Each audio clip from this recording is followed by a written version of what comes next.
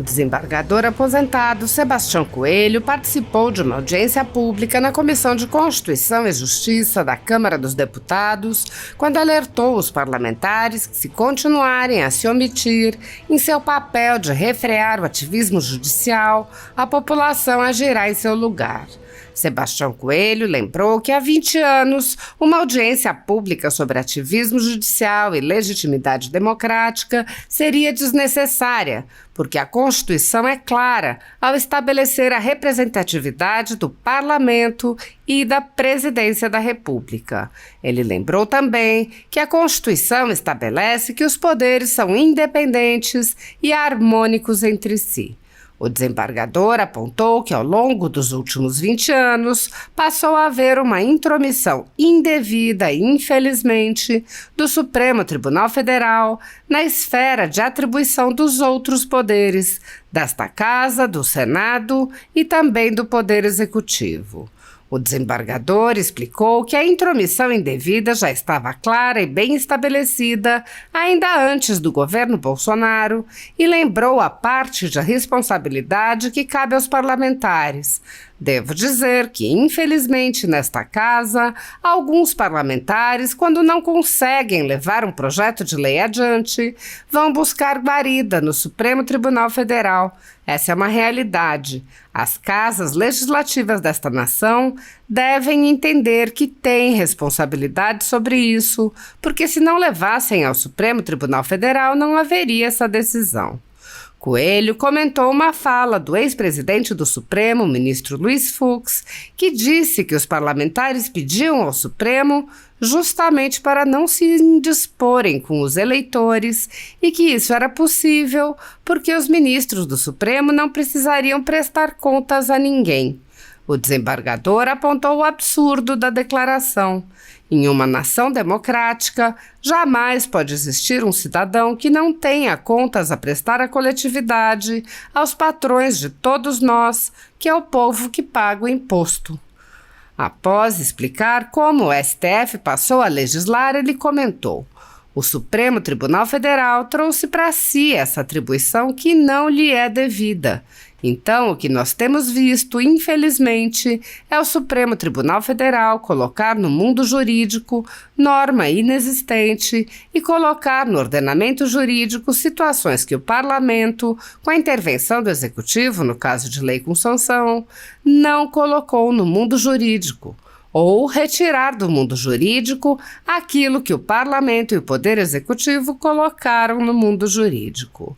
O desembargador descreveu: então, 594 parlamentares debatem. É claro que as leis não são feitas por unanimidade, mas são aprovadas pela maioria, qualificada ou não. E a um ministro sozinho se atribui o poder de retirar essa lei do ordenamento jurídico e, mais do que isso, de fazer sua decisão vigorar por tempo indeterminado. Coelho afirmou: essa invasão de competência não é saudável para o relacionamento dos poderes. A Constituição dispõe que os poderes são independentes e harmônicos entre si. Então, essa harmonia passou a ser sinônimo, infelizmente, de convescote.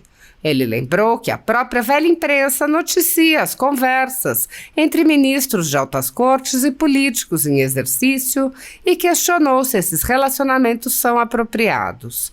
Ele disse: isso tudo está, infelizmente, na prerrogativa de foro. O Supremo não julga os senadores não julgam os ministros do Supremo e fica essa troca de favores, vamos dizer assim. Coelho acrescentou: essa irmandade que se formou no nosso país não pode ser tida como uma normalidade. Isso não é a normalidade de um julgador. O desembargador Sebastião Coelho deu outros exemplos da atuação política aberta de ministros e disse: o Supremo Tribunal Federal, infelizmente, está agindo como se for um partido político, acima do parlamento e acima dos partidos verdadeiramente constituídos conforme a legislação para atuar em defesa da coletividade. Então, é claro que isso vai dar errado. Coelho explicou: Quando o Supremo Tribunal Federal faz todas essas intervenções e o ministro faz manifestações de natureza política, ele não apazigua a nação, não apazigua. Nós tivemos uma eleição muito acirrada no ano passado. Então, caberia à Suprema Corte ficar no seu papel constitucional, esperando as ações para decidir, e aí traria a paz social necessária em uma nação dividida politicamente. O desembargador apontou que os ministros, na situação atual, não estão sujeitos a qualquer forma de controle.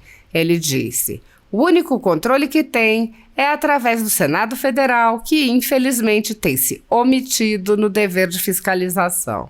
Quando o senhor senador Rodrigo Pacheco diz que jamais abrirá um processo contra o ministro do Supremo, ele está dizendo que o ministro tem carta branca para agir como quiser. Coelho lembrou: eu não tenho mais esperança de que o Supremo Tribunal Federal vá retroceder nessa escalada autoritária. Esta Câmara colaborou muito para isso quando permitiu a prisão ilegal e abusiva do deputado Daniel Silveira.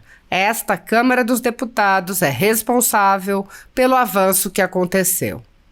O desembargador afirmou: minha contribuição é para dizer que se o Senado não agir para parar o Supremo Tribunal Federal, nós, o povo brasileiro, independentemente do parlamento, cujos membros foram eleitos para defender a população, é vergonhoso que uma comissão destinada a investigar abuso de poder do Supremo Tribunal Federal e do Tribunal Superior Eleitoral tenha demorado tanto tempo para alcançar o número mínimo de assinaturas. É vergonhoso isso. Eu digo, portanto, aos senhores do Supremo Tribunal Federal: Vossas Excelências não vão retroagir porque tomaram gosto pelo poder, mas se o parlamento não agir, nós, povo brasileiro, vamos agir para mudar esta situação. No contexto atual do Brasil, muitas pessoas estão sendo tratadas como subcidadãos pelo simples motivo de terem manifestado apoio ao ex-presidente Jair Bolsonaro. Por expressarem suas opiniões, são alvo de CPIs, de inquéritos secretos conduzidos pelo ministro Alexandre de Moraes no Supremo Tribunal Federal, ou são vítimas de medidas arbitrárias, como prisões políticas, apreensão de bens, exposição indevida de dados, entre outras. Para esses subcidadãos, não há direitos humanos, garantias fundamentais ou devido processo legal. A renda da Folha Política, assim como de outros canais e sites conservadores, está sendo confiscada a mando do ex-corregedor do TSE, Luiz Felipe Salomão, com apoio e aplauso dos ministros Luiz Roberto Barroso, Alexandre de Moraes e Edson Fachin. Toda a renda de mais de 29 meses de trabalho do jornal está sendo retida sem justificativa jurídica. Se você apoia o trabalho da Folha Política e pode nos ajudar a continuar nosso trabalho, doe qualquer valor à empresa Raposo Fernandes através do Pix, usando o QR Code que está visível na tela ou o código ajude@folhapolitica.org. Se preferir transferência ou depósito, a conta da empresa Raposo Fernandes está disponível na descrição deste vídeo e no comentário fixado no topo. Há mais de 10 anos, a Folha Política vem mostrando os eventos da política brasileira e dando voz a pessoas que o cartel midiático quer manter invisíveis. pix@ajude@folhapolitica.org. Assista ao Dr. Sebastião Coelho. Cumprimento o deputado Rui Falcão, presidente dessa importante comissão da Câmara dos Deputados. Agradeço o convite. Cumprimento os nobres colegas de bancada hoje, doutor Eduardo Licurgo, doutor Pedro Estevam e o doutor Rodrigo Marinho. Cumprimento a todos que estão nos acompanhando. Como já foi anunciado, eu sou desembargador aposentado do Tribunal de Justiça do Distrito Federal, onde estive por 30 anos, 11 meses e 5 dias. Cumprimento o deputado Lafayette. Tivemos junto um importante evento, recentemente, deputado? O senhor que conduz a frente parlamentar aqui da advocacia, receba meus cumprimentos, meu reconhecimento. 30 anos, 11 meses e 5 dias, e aqui está dizendo que eu fui juiz da vara de júri de Planaltina e foi minha primeira titularização, por isso Dr. Rodrigo Marinho tem sido um parceiro aí de muitos eventos e é sempre uma alegria poder estar com Vossa Excelência. Se nós voltássemos, deputado Rui Falcão, 20 anos no tempo, não necessitaria um seminário como esse. Não necessitaria. A Constituição de 88, ela foi muito clara ao dizer em seu artigo 1º, parágrafo único, que todo o poder emana do povo e seu nome é exercido. E o poder, a representatividade do povo, está aqui na Câmara dos Deputados, e está no Senado Federal, e está também na Presidência da República. Esses três foram os representantes eleitos pelo povo para comandar os destinos da nação. Também a Constituição estabelece que os poderes são independentes e harmônicos entre si. Isso quer dizer que cada um, nobres professores, vai cumprir a sua tarefa, a sua missão constitucional, sem invasão da atribuição do outro poder. O que nós temos visto ao longo desses mais de 20 anos, infelizmente, é uma atuação indevida, e na separação dos poderes está a legitimidade democrática. Mas nós temos visto nos últimos 20 anos, mais de 20 anos, uma intromissão indevida, infelizmente, do Supremo Tribunal Federal na esfera de atribuição dos outros poderes, desta casa, do Senado e também do Poder Executivo. O Dr. Rodrigo Marinho citou 3 casos, o caso do delegado Ramage, que hoje é deputado federal, mas não começou ali, doutor Rodrigo. Na verdade, começou no governo da presidente Dilma, quando a presidente Dilma nomeou o atual presidente Lula para ser ministro-chefe da Casa Civil. E o ministro, salvo engano, Gilmar Mendes, eu não quero, para não errar o nome, não é? Suspendeu aquela nomeação. Ora, isso é uma interferência absurda numa competência exclusiva da presidente da República, não é? E na segunda etapa, isso é uma coisa que eu posso falar também, houve também no governo do presidente Temer, ele nomeou uma deputada federal, a deputada Cristiane Brasil, para o Ministério do Trabalho, foi anunciado, e um ministro suspendeu. O senhor disse que foi a ministra Carmen Lúcia, né? Que fez suspensão. E eu não sei quem foi. E na sequência houve a do deputado Ramage. Então esses 3 exemplos são suficientes para caracterizar a intromissão indevida do Supremo Tribunal Federal nas atividades do parlamento. Muito bem, como a senhora do público está dizendo ali que foi pedido do parlamentar, infelizmente essa casa, alguns parlamentares têm agido quando não consegue levar um projeto de lei adiante, vai buscar guarida no Supremo Tribunal Federal. Isso é uma realidade que as casas legislativas da nação têm que entender que tem responsabilidade sobre isso, porque se não levasse ao Supremo Tribunal Federal, não haveria essa decisão. E aí eu vi num vídeo, vi recentemente, mas o vídeo é antigo, o ministro Fux dizendo, olha, nós decidimos aqui porque os parlamentares trazem, porque eles não querem se incomodar com os seus eleitores para o Supremo Tribunal Federal decidir, e disse mais porque nós não temos contas a prestar. Então, numa nação democrática, jamais poderá existir um cidadão que não tenha contas a prestar à coletividade, aos patrões, os patrões de todos nós. Eu sou um servidor público aposentado, é o povo que paga o imposto, eu também sou um pagador de imposto. Mas essa intromissão do poder judiciário, uma das mais características, aconteceu quando da presidência do ministro Joaquim Barbosa.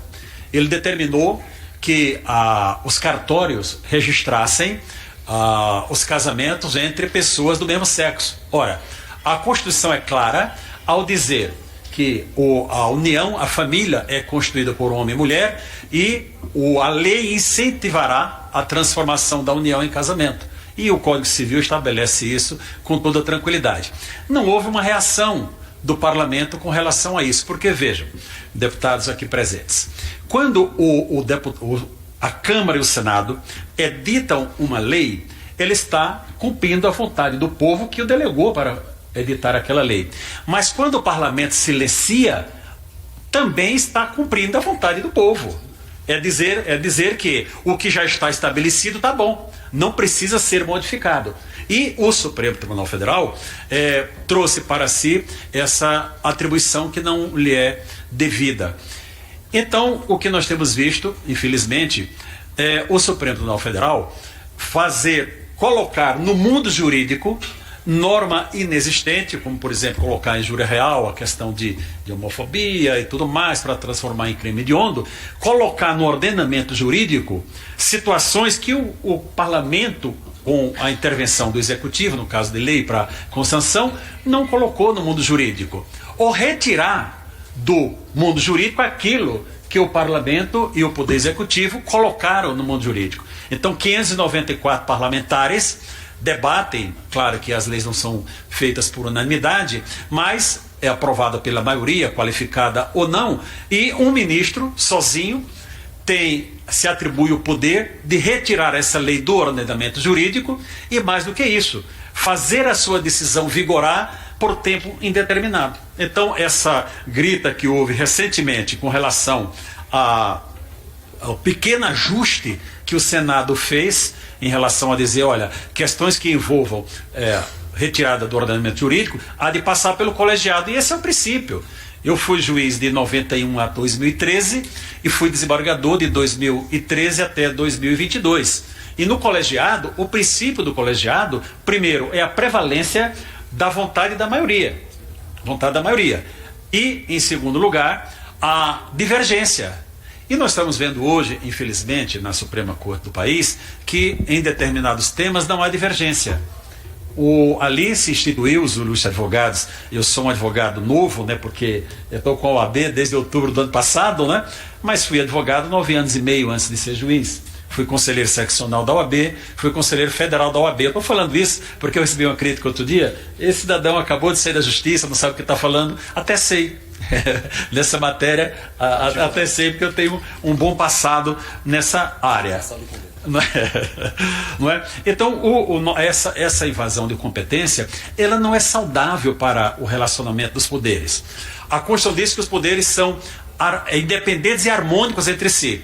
Então, essa harmonia passou a ser sinônimo, infelizmente, ilustres advogados, de convescote. Eu pergunto, qual sentido tem um parlamentar ter telefone e ser amigo íntimo de ministro do Supremo Tribunal Federal? Qual interesse tem ministro do Supremo Tribunal Federal de ser amigo íntimo de senadores? Isso tudo está infelizmente, prerrogativa de foro. O Supremo não julga os senadores não julgam os ministros do Supremo, e fica essa troca de favores, nós vamos dizer assim. Olha, eu fui, como já disse, mais de 30 anos juiz aqui. Nesse tempo, eu fui na casa de 2 ou 3 advogados, por questões pontuais, em razão de posse de advogado que foi da OAB para o tribunal, e algum advogado fez alguma manifestação, alguma festa, algum jantar, e eu compareci. Fora disso, não. Participei de coisas institucionais. Mas é difícil você verificar que durante o dia o ministro dá uma decisão e que à noite ele está em conferência com o advogado ou com os senhores senadores, que são os seus julgadores. Então, essa irmandade que se formou no nosso país, ela não pode ser tida como uma normalidade. Isso não é a normalidade de um julgador. Qual o sentido de um ministro do Supremo Tribunal Federal interferir em nomeação de membros para o STJ, para os tribunais regionais federais, ou até mesmo para os tribunais estaduais, interferir para que candidato tal seja o indicado? Isso não é próprio do Supremo Tribunal Federal. Isso é uma atividade própria do parlamento. O parlamentar, fazer interferência junto ao presidente da República, não importa qual seja o seu viés político, não importa, o presidente da República que está lá no exercício, esse sim tem legitimidade, nós podemos não concordar com as indicações que o presidente faça, que ele faça em razão das nossas posições, mas não podemos tirar a legitimidade. A legitimidade da indicação, essa é indiscutível. Agora, quando o ministro Supremo interfere em indicação para as outras cortes, nós vimos agora recentemente, os jornais publicam, não sei se é verdade, deve ser, que os 2 juristas que foram para o Tribunal Superior Eleitoral foram indicados pelo presidente da Corte, Alexandre de Moraes. Isso não está correto. Isso retira a independência. O Supremo Tribunal Federal, nas palavras do senhor ministro Barroso, não é? Disse num evento de magistrados lá no Rio Grande do Sul que o Supremo conquistou o poder político. E eles, infelizmente, estão agindo como um partido político. O Supremo Tribunal Federal, infelizmente, está agindo como se fora um partido político acima do parlamento e acima dos partidos verdadeiramente constituídos, conforme a legislação, para atuar em defesa da coletividade. Então, é claro que isso vai dar errado. Olha, amigos, eu fui dirigente de associação em 8 mandatos. Fui vice-presidente da Associação Nacional, fui diretor 8 mandatos na minha associação, fui presidente da minha associação aqui em Brasília 2 vezes, e eu recebo, deputado Lafayette, todos os dias mensagens, agora não muito. No começo o pessoal mandava muita mensagem para mim, Sebastião, olha isso, mas depois da minha fala do Supremo, no dia 13 de setembro, quando eu ligo, eu não ligo mais, mas quando eu ligava, o pessoal fazia assim: ô Tião, tudo bom? Passa aqui. Eu já desligava. Então eu entendi que eles não querem falar comigo ao telefone, não é? Então eu já pergunto: você está no tribunal? Tô. Ok, eu passo lá e tomo um cafezinho, bato papo. Então veja, hoje eu sou uma pessoa vigiada. Eu não sou criança. Não tenho ilusão de que legal ou ilegalmente eu estou sendo escutado. Eu não tenho a menor dúvida disso. Que legal... E legal não é, porque se eu tiver sendo escutado em inquérito ilegal, isso não é legal. Mas todas as minhas mensagens estão aqui. Para quem quiser ver, olha gente, quem não quiser mandar mensagem, para mim não mande, que eu não apago, fica tudo aqui, tá bom? Eu posso mostrar aqui, se eu passar aqui o WhatsApp, tem todas aqui, não é? Então não tenho, a minha vida é completamente limpa. Então eu quero dar uma contribuição, deputado Rui Falcão, no sentido de, eu queria dar essa contribuição, no sentido da Suprema Corte voltar ao seu caminho da normalidade. Eu, enquanto juiz, eu não concedi uma entrevista. Eu fui corregedor da Justiça Eleitoral do Distrito Federal, tomei posse em 22 de abril do ano passado, e a minha fala, no momento da posse, foi: juiz não é celebridade, juiz não tem rede social, juiz deve falar no processo que lhe é submetido pelos advogados, defendendo o interesse das partes e proferir a sua decisão. Então, o fator, e eu fui ter rede social a partir de abril deste ano por necessidade de interagir com entrevistas com outras pessoas. Então, quando o Supremo Tribunal Federal faz todas essas intervenções e o ministro faz manifestações de natureza política, ele não apazigua a nação, não apazigua. Nós tivemos uma eleição muito acirrada o ano passado. Então, caberia à Suprema Corte ficar no seu papel constitucional, esperando as ações para decidir.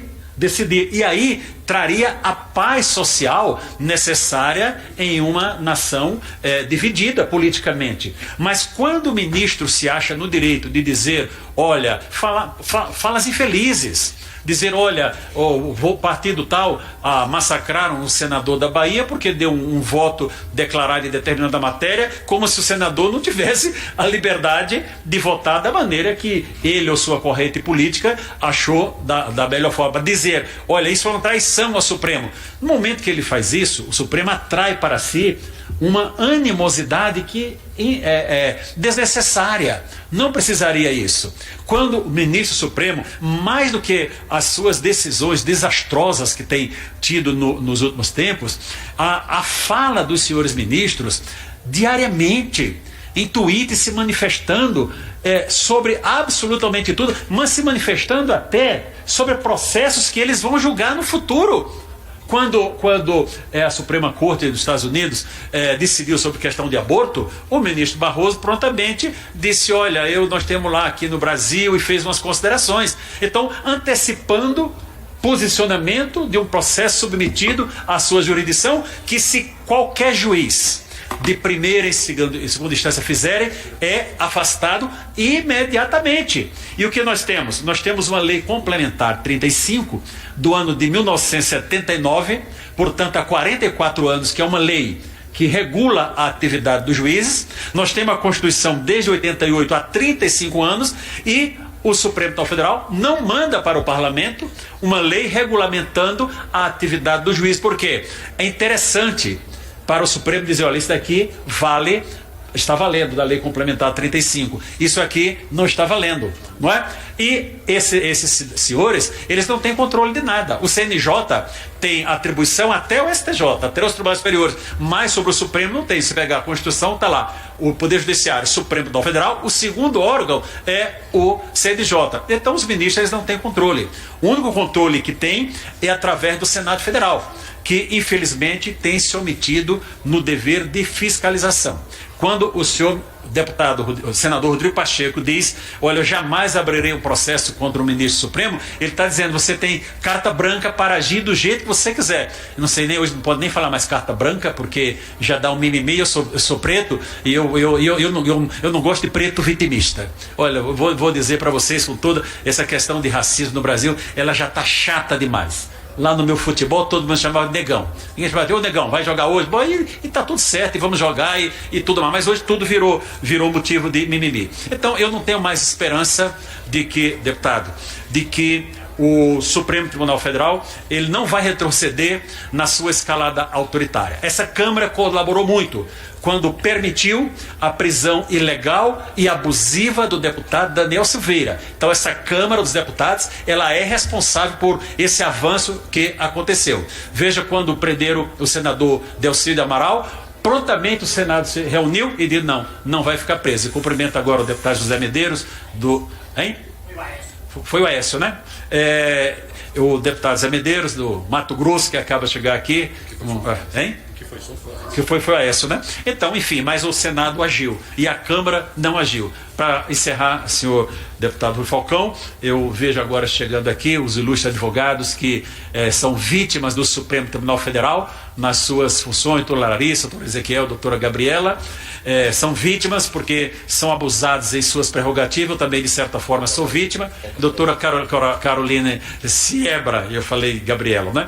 Então, minha contribuição é essa, dizer que se o Senado não agir para parar o Supremo Tribunal Federal, nós, o povo brasileiro, independente do parlamento, que foram eleitos para defender a população, e é vergonhoso que uma comissão para investigar abuso de poder do Supremo Tribunal Federal e Tribunal Superior Eleitoral tenha demorado tanto tempo para conseguir o número mínimo de assinaturas. É vergonhoso. Então eu digo aos senhores do Supremo Tribunal Federal, Vossas Excelências não vão retroagir porque tomaram gosto pelo poder, mas se o parlamento não agir, nós, o povo brasileiro, vamos agir para mudar essa situação. Muito obrigado.